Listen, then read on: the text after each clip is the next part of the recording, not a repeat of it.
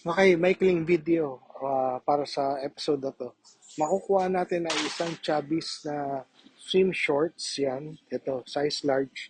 Sa isang Tommy Bahama na size large din. So, pwede magkiwalay, pwede nating i-bundle kahit na magkaiba sila na brand. Magkasayang size naman sila. Tapos may makukuha tayo dito na 36 by 32 FootJoy na golf pants. Isang RL na size XL neat na quarter zip. Maganda to. Tapos last, isang pullover na basic na J. Linderberg. Yan, simple lang siya. Yan, decente. Ito lang yung branding niya sa harapan. Meron siyang maliit na ah, logo doon. So, yan. Ito lang yung kukunin natin. Bali, 5 piraso lang.